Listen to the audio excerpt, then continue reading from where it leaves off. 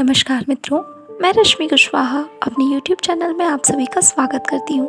आज हम भीष्म साहनी जी की कहानी चीफ की दावत का वाचन करेंगे। आइए शुरू करते हैं। आज मिस्टर श्यामनाथ के घर चीफ की दावत थी। श्यामनाथ और उनकी धर्मपत्नी को पसीना पोंछने की फुर्सत ना थी। पत्नी ड्रेसिंग गाउन पहने, उलझे हुए बालों का जोड़ा बनाए, मुंह पर फैली हुई सुर्खी और पाउडर को मले, और मिस्टर श्यामनाथ सिगरेट पर सिगरेट फूंकते हुए चीज़ों की फहरिस्त हाथ में थामे एक कमरे से दूसरे कमरे में आ जा रहे थे। आखिर 5 बजते बजते तैयारियां मुकम्मल होने लगी। कुर्सियां, मेज, तिपाइयां, नैपकिन, फूल सब बरामदे में पहुंच गए। ड्रिंक का इंतजाम बैठक में कर दिया गया। अब घर का फालतू सामान अलमारियों के पीछे और पलंगों के नीचे छिपाया जाने लगा। तभी श्यामनाथ के सामने सहसा एक अड़चन खड़ी हो गई। माँ का क्या होगा? इस बात की ओर न उनका और न उनकी कुशल गृहिणी का ध्यान गया था।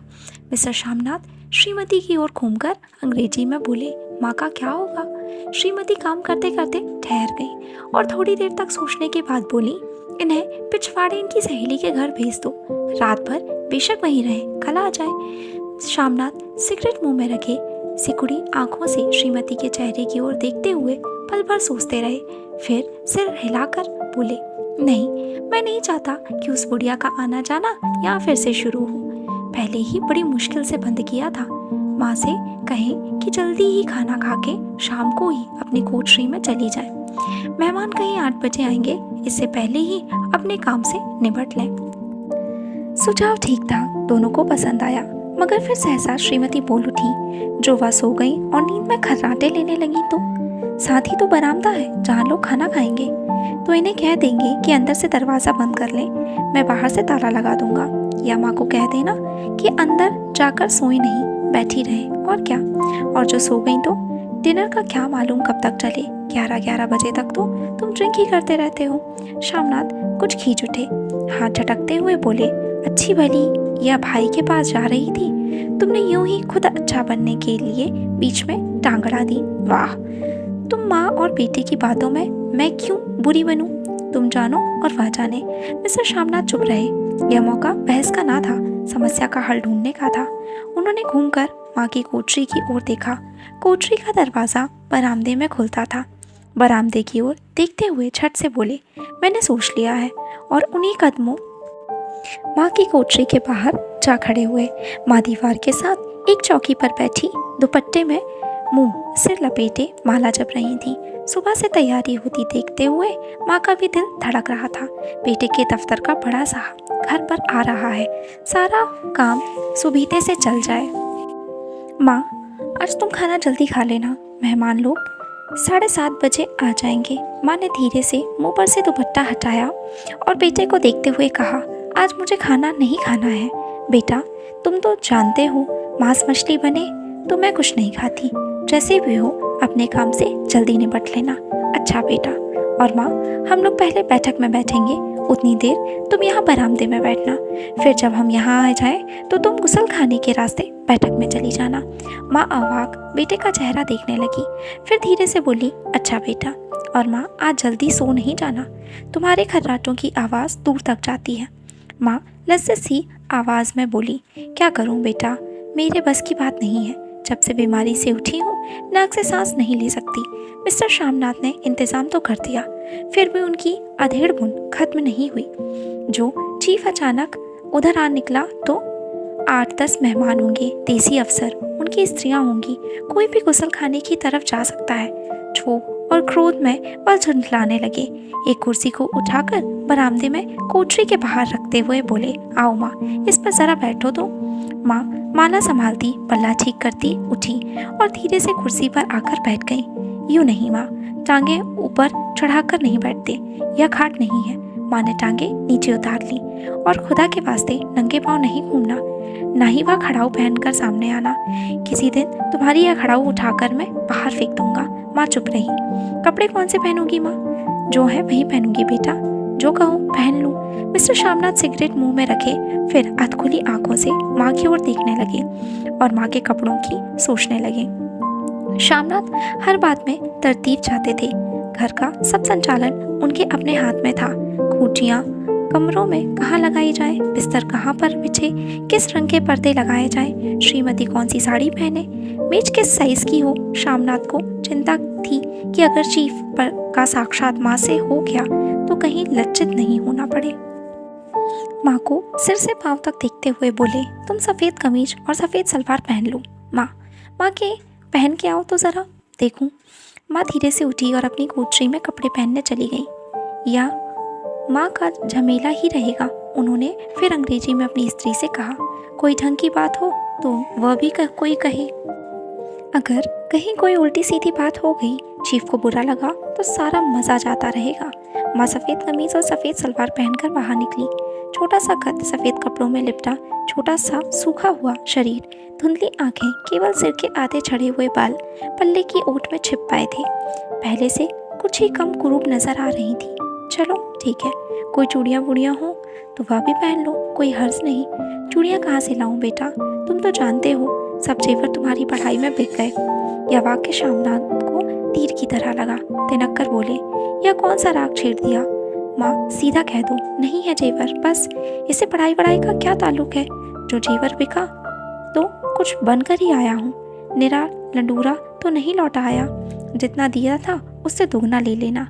मेरी जीभ जल जाए बेटा, तुमसे जेवर लूँगी। तेरे मुंह से यूं ही निकल गया, जो होते तो लाख बार पहनती। 5:30 बज चुके थे। अभी मिस्टर शामनाथ को खुद भी नहा धोकर तैयार होना था। श्रीमती कब की अपने कमरे में जा चुकी थी। शामनाथ जाते हुए एक बार फिर माँ को हिदायत करते गए, माँ रोज़ की तरह गुमसुम बन के नहीं बैठी रहना। अगर साहब इधर आ निकले और कोई बात पूछे तो ठीक तरह से बात का जवाब देना। मैं ना पढ़ी ना लिखी बेटा, मैं क्या बात करूँगी। तुम कह देना माँ अनपढ़ है, कुछ जानती समझती नहीं, वह नहीं पूछेगा। 7 बजते बजते माँ का दिल धक धक करने लगा। अगर चीफ सामने आ गया और उसने कुछ पूछा तो वह क्या जवाब देगी। अंग्रेज को तो दूर से ही देखकर घबरा उठती थी। या तो अमेरिकी है, ना मालूम क्या पूछे, मैं क्या कहूँगी। माँ का जी चाहा कि चुपचाप पिछवाड़े विधवा सहेली के घर चली जाए, मगर बेटे के हुक्म को कैसे टाल सकती थी। चुपचाप कुर्सी पर से टांगे लटकाए वहीं बैठी रही। एक कामयाब पार्टी वह है जिसमें ड्रिंक कामयाबी से चल जाए। शामनाथ की पार्टी सफलता के शिखर चूमने लगी थी। वार्तालाप उसी रो में बह रहा था जिस रो में ग्लास भरे जा रहे थे। कहीं कोई रुकावट ना थी, कोई अड़चन ना थी। साहब को विस्की पसंद आई थी, मेम साहब को पर्दे पसंद आए थे, सोफ़ा कवर का डिज़ाइन पसंद आया था, कमरे की सजावट पसंद आई थी। इससे बढ़कर क्या चाहिए। साहब तो ड्रिंक के दूसरे दौर में ही चुटकुले और कहानियाँ कहने लग गए थे। दफ्तर में जितना रूप रखते थे, यहाँ पर उतने ही दोस्त परवर हो रहे थे। और उनकी स्त्री काला गाउन पहने, गले में सफ़ेद मोतियों का हार, सेंट और पाउडर की महक से ओत-प्रोत कमरे में बैठी सभी देशी स्त्रियों की आराधना का केंद्र बनी हुई थी। बात बात पर हंसती, बात बात पर सिर हिलाती और शामनाथ की स्त्री से तो ऐसे बातें कर रही थी जैसे उनकी पुरानी सहेली हो। और इसी रो में पीते पिलाते 10:30 बज गए। वक्त गुजरते पता ही नहीं चला। आखिर सब लोग अपने अपने गिलासों में से आखिरी घूंट पीकर खाना खाने के लिए उठे और बैठक से बाहर निकले। आगे आगे शामनाथ रास्ता दिखाते हुए, पीछे पीछे चीफ और दूसरे मेहमान। बरामदे में पहुंचते ही शामनाथ सहसा ठिठक गए। जो दृश्य उन्होंने देखा उससे उनकी टांगें लड़खड़ा गईं और क्षण भर में सारा नशा हिरन होने लगा। बरामदे में एन कोठरी के बाहर माँ अपनी कुर्सी पर ज्यों की त्यों बैठी थी, मगर दोनों पाँव कुर्सी की सीट पर रखे हुए और सिर दाएं से बाएं और बाएं से दाएं झूल रहा था और मुंह से लगातार गहरे खर्राटों की आवाज़ें आ रही थीं। जब सिर कुछ देर के लिए टेढ़ा होकर एक तरफ को थम जाता तो खर्राटे और भी गहरे होते और फिर जब झटके से नींद टूटती तो सर फिर दाएं से बाएं झूलने लगता। पल्ला सिर पर से खिसक गया था और माँ के झरे हुए बाल आधे गंजे सिर पर अस्त व्यस्त बिखर रहे थे। देखते ही शामनाथ क्रुद्ध हो उठे। जी चाहा कि माँ को धक्का देकर उठा दें और उन्हें कोठरी में धकेल दें, मगर ऐसा करना संभव ना था। चीफ और बाकी मेहमान पास खड़े थे। माँ को देखते ही देसी अफसरों की कुछ स्त्रियां हंस दी कि इतने में चीफ ने धीरे से कहा, पुअर डियर। हाँ, माँ हड़बड़ा के उठ बैठी। सामने खड़े इतने लोगों को देखकर ऐसी घबराई कि कुछ कहते ना बना। झट से पल्ला सिर पर रखती हुई खड़ी हो गई और जमीन को देखने लगी। उनके पांव लड़खड़ाने लगे और हाथों की उंगलियां थर थर कांपने लगी। माँ, तुम जाके सो जाओ, तुम क्यों इतनी देर तक जाग रही थी? और खिसियाई हुई नजरों से शामनाथ चीफ के मुंह की ओर देखने लगे। चीफ के चेहरे पर मुस्कुराहट थी। वह कहीं खड़े खड़े बोले, नमस्ते। माँ ने झिझकते हुए अपने से सिमटते हुए दोनों हाथ जोड़े, मगर एक हाथ दुपट्टे के अंदर माला को पकड़े हुए था, दूसरा बाहर। ठीक तरह से नमस्ते भी ना कर पाई। शामनाथ इस पर भी खिन्न हो उठे। इतने में चीफ ने अपना दायां हाथ मिलाने के लिए माँ के आगे किया। माँ और भी घबरा उठी। माँ, हाथ मिलाओ। पर हाथ कैसे मिलाती? दाएं हाथ में तो माला थी। घबराहट में माँ ने बायां हाथ ही साहब के दाएं हाथ में रख दिया। शामनाथ दिल ही दिल में जल उठे। देसी अफसरों की स्त्रियां खिलखिलाकर हंस पड़ी। यूं नहीं माँ, तुम तो जानती हो दायां हाथ मिलाया जाता है, दायां हाथ मिलाओ। मगर तब तक चीफ माँ का बायां हाथ ही बार बार हिलाकर कह रहे थे, हाउ डू यू डू? कहो माँ, मैं ठीक हूँ, खैरियत से हूँ। माँ कुछ बड़बड़ाई। माँ कहती है, मैं ठीक हूँ। कहो माँ, हाउ डू यू डू? माँ धीरे से सकुचाते हुए बोली, हाउ डू डू। एक बार फिर कहका उठा। वातावरण हल्का होने लगा।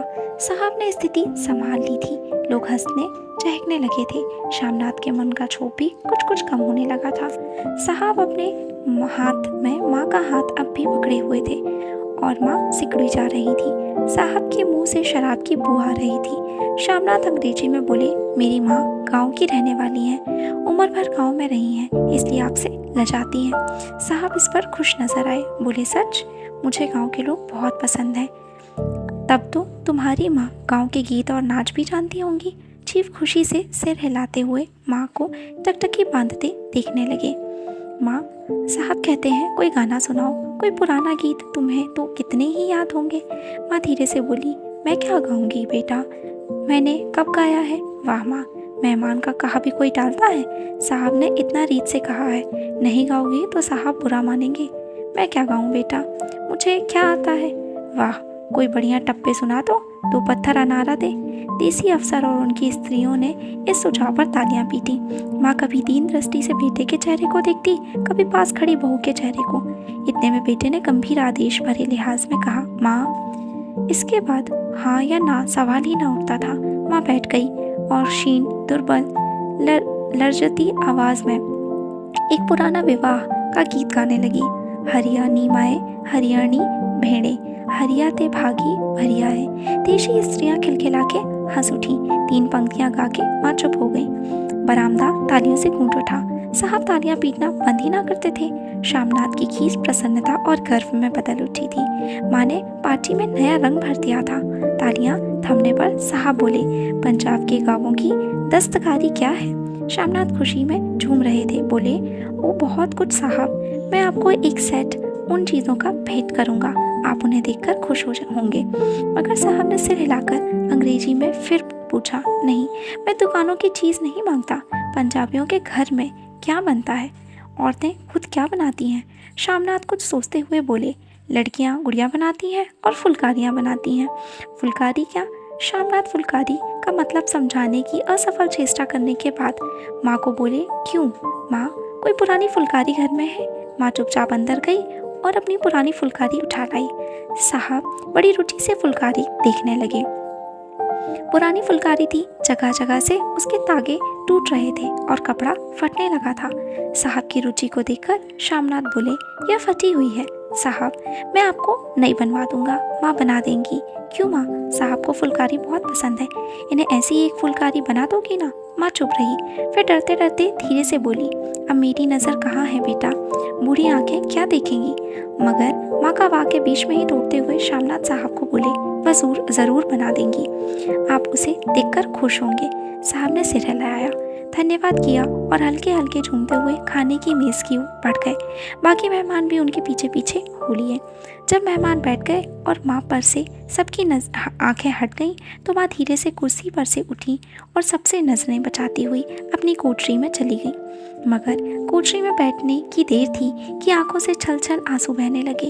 वह दुपट्टे से बार बार उन्हें पोंछती, पर वह बार बार उमड़ आते, जैसे बरसों का बांध तोड़कर उमड़ आए हों। माँ ने बहुत तेरा दिल को समझाया, हाथ जोड़े, भगवान का नाम लिया, बेटे के चिरायु होने की प्रार्थना की, बार बार आंख बंद की, मगर आंसू बरसात के पानी की तरह जैसे थमने में ही ना आते थे। आधी रात का वक्त होगा। मेहमान खाना खाकर एक एक करके जा चुके थे। माँ दीवार से सटकर बैठी, आंखें फाड़े दीवार को देखी जा रही थी। घर के वातावरण में तनाव ढीला पड़ चुका था। मोहल्ले की निस्तब्धता शामनाथ के घर पर भी छा चुकी थी। केवल रसोई में प्लेटों के खनखने की आवाज आ रही थी। तभी सहसा माँ की कोठरी का दरवाजा जोर से खटकने लगा। माँ, दरवाजा खोलो। माँ का दिल बैठ गया, हड़बड़ा कर उठ बैठी। क्या मुझसे फिर कोई भूल हो गई? माँ कितनी देर से अपने आप को कोस रही थी कि क्यों उन्हें नींद आ गई, क्यों वह ऊँघने लगी। क्या बेटे ने अभी तक क्षमा नहीं किया? माँ उठी और कांपते हाथों से दरवाज़ा खोल दिया। दरवाज़ा खोलते ही शामनाथ झूमते हुए आगे बढ़ाए और माँ को आलिंगन में भर लिया। ओ अम्मी, तुमने तो आज रंग ला दिया। साहब तुमसे इतना खुश हुआ कि क्या कहूँ। ओ अम्मी, अम्मी।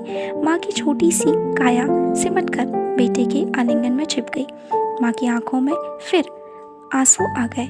उन्हें पोंछती हुई धीरे से बोली, बेटा तुम मुझे हरिद्वार भेज दो, मैं कब से कह रही हूँ। शामनाथ का झूमना सहसा बंद हो गया और उनकी पेशानी पर फिर तनाव के बल पड़ने लगे। उनकी बाहें माँ के शरीर पर से हटाई। क्या कहा माँ? यह कौन सा राग तुमने फिर छेड़ दिया? शामनाथ का क्रोध बढ़ने लगा था। बोलते गए, तुम मुझे बदनाम करना चाहती हो ताकि दुनिया कहे कि बेटा माँ को अपने पास नहीं रख सकता। नहीं बेटा, अब तुम अपनी बहू के साथ जैसा मन चाहो रहो। मैंने अपना ख्वाब पहन लिया। अब यहाँ क्या करूँगी? जो थोड़े दिन जिंदगानी के बाकी है, भगवान का नाम लूँगी। तुम मुझे हरिद्वार भेज दो। तुम चली जाओगी तो फुलकारी कौन बनाएगा?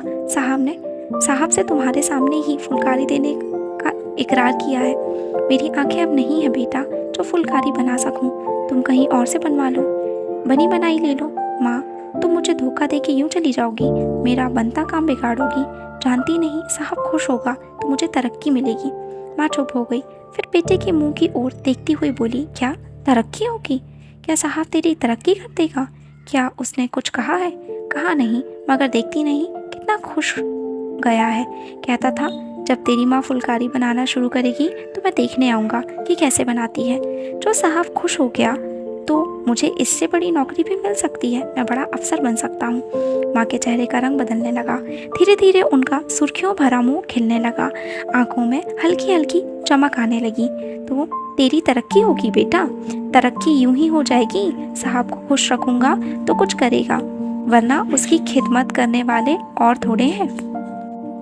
तो मैं बना दूंगी बेटा, जैसे बन पड़ेगा बना दूंगी। और माँ दिल ही दिल में फिर बेटे के उज्जवल भविष्य की कामनाएं करने लगी। और मिस्टर शामनाथ, अब सो जाओ, माँ कहते हुए तनिक लड़खड़ाते हुए अपने कमरे की ओर घूम गए। धन्यवाद।